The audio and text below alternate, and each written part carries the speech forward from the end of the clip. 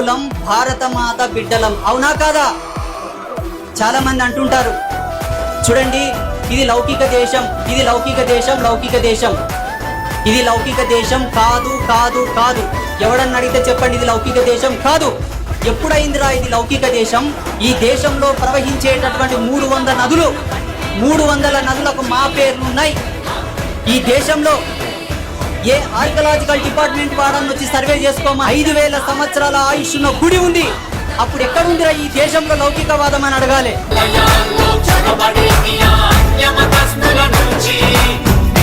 సంస్థల